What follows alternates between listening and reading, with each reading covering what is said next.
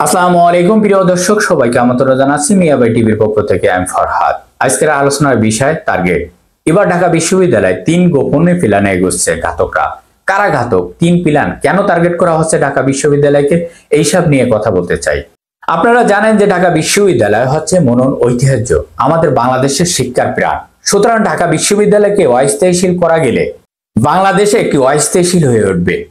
এটা হচ্ছে মূল কারণ। আপনারা জানেন 1971 সালে যে মুক্তিযুদ্ধ হয়েছিল, সেই মুক্তিযুদ্ধের অনুঘটক হিসেবে কাজ করেছিল ঢাকা বিশ্ববিদ্যালয়ের ছাত্র জনতা। আবার যদি আমরা 90-এর গণ অভ্যুত্থানের কথা যদি বলি, সেই গণ অভ্যুত্থান শুরু হয়েছিল ঢাকা বিশ্ববিদ্যালয় থেকে। অন্যদিকে আমরা 111-এর কথা যদি বলি, 111-এর সেনাবাহিনীর বিরুদ্ধে ফুটে উঠছিল ছাত্ররা, এবং সেই স্মৃতি, সেই ঘটনা আমাদের মনে থাকার কথা, তাই না ভাই? আর এই সর্বশেষ 2024 জুলাই সেইভাবে পতিত হয়েছে এই ঢাকা বিশ্ববিদ্যালয় থেকে। তো চাইও ঢাকা বিশ্ববিদ্যালয়কে যদি অস্থায়ীশীল করা যায়, তাহলে কিন্তু বাংলাদেশে একটি সংকটময় পরিস্থিতি তৈরি হতে পারে। বাংলাদেশকে অন্য খাতে প্রভাবিত করা যেতে পারে। এর পিছনে কারা কিরাক আছে, তারা সফল হতে পারবে কেবলমাত্র ঢাকা বিশ্ববিদ্যালয়কে উত্তপ্ত করে। দেখুন, এই ঘাতক আমরা বিশেষভাবে জানতে পেরেছি বিদেশে একটি সংস্থা সংঘবদ্ধভাবে সুপরিকল্পিতভাবে তাদের ভাষায় ষড়যন্ত্র, নানা ধরনের পরিকল্পনা তৈরি করছে। আপনারা জানেন, যদিও এই সরকার তার ঘোষিত ফেব্রুয়ারি নির্বাচনে অবাধ, সুষ্ঠু, নিরপেক্ষ এবং অংশগ্রহণমূলক করতে পারে, তাহলে বাংলাদেশ কিন্তু এগিয়ে যাবে। জুলাই টেকসই হবে, নতুন এক বাংলাদেশের আকাঙ্ক্ষা আমরা দেখতে পারবো। সুতরাং শুধুমাত্র সুষ্ঠু, অবাধ নির্বাচন যদি এই সরকার উপহার দিতে পারে, সেই আকাঙ্ক্ষা বাস্তবায়নে আমরা অনেক দূরে এগিয়ে যাব। সেই জন্য টার্গেট করা হচ্ছে ঢাকা বিশ্ববিদ্যালয়কে। আপনারা জানেন, ঢাকা বিশ্ববিদ্যালয়ের টিএসসিতে কয়েকদিন আগে শিবিরের প্রদর্শন ঘিরে একটি উত্তেজনা তৈরি হয়েছিল। এটা আসলেই পরিকল্পনাভাবে করা হয়েছে। সেই উত্তেজনাটাই ছিল টেস্ট কেস শিবিরের চট্টগ্রামের। ওই ঘটনার ফাঁদে কিন্তু তারা পা দেয়নি। কোন ঘটনা নিশ্চয় আপনাদের মনে থাকার কথা, যে বাম নারী কর্মীর ওপর জামাতের একটি জনবল খুব একটি বেশি নেই, তারা কোনো প্রতিবাদ করি নেই ছাত্র শিবির। আর এই ছাত্র ইউনিয়নের পুরনো সংগঠন বা প্রতিবাদ কর্মসূচি করে মিডিয়ার কিছুটা কাভার করতে পারবে, কিন্তু তাদের বিপুল সংখ্যা ছাত্রদের নিয়ে আন্দোলন করার মতন তাদের অবস্থান আছে। দুটো সংগঠন, একটি হচ্ছে ছাত্র দল, আরেকটি হচ্ছে ছাত্র শিবির। তো দেখুন, এই শিবির এবং এই ছাত্র দলের বিরুদ্ধে সাধারণ ছাত্রকে খিপিয়ে দেওয়ার একটি অপচেষ্টা চালাচ্ছে এবং অপচেষ্টা চালানো হচ্ছে। এইসব ঘটনায় ছাত্রলীগ সাধারণ ছাত্র হিসাবে উপস্থাপন করা এবং সরকারের পতনে আন্দোলনে যাওয়া। আপনারা বলতে পারেন যে সরকারের পতনে আন্দোলন কিভাবে? ক্যাম্পাসের আন্দোলন সেটা আপনারা দেখেছেন জুলাইয়ের।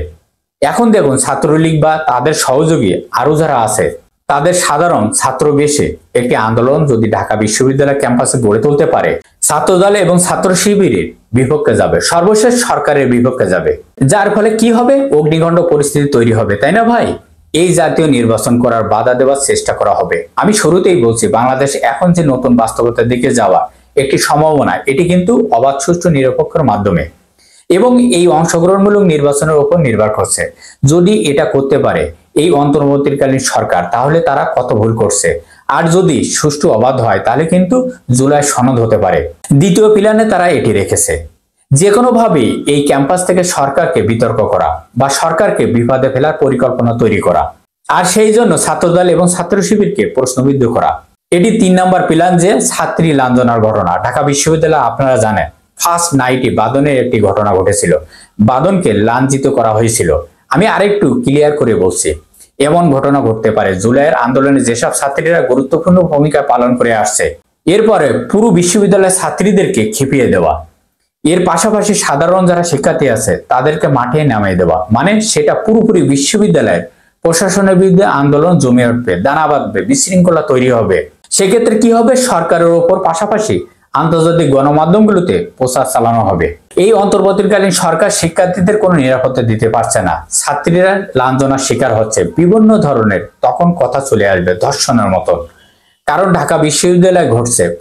ফলে বিদেশি মানবাধিকার সংগঠনগুলো সোচ্চার হবে, বিদেশি মিডিয়া এটা নিয়ে নিউজ করার পরিকল্পনা তাদের আছে। পাশাপাশি দেশের একটি বিশৃঙ্খলা পরিস্থিতি তৈরি হবে সাধারণ জনগণের মধ্যে। এরপর কি হতে পারে আপনারা তো বুঝতে পারছেন, তাই না ভাই? আসলে সব পক্ষ যদি এখন সতর্ক না থাকে, তাহলে কিন্তু ভয়াবহ বিপদ আমরা সামনে দেখতে পারবো। অতএব সবাইকে এখন থেকে সাবধান হতে হবে, সতর্ক থাকতে হবে। সবাই ভালো থাকবেন, সুস্থ থাকবেন। আল্লাহ হাফেজ।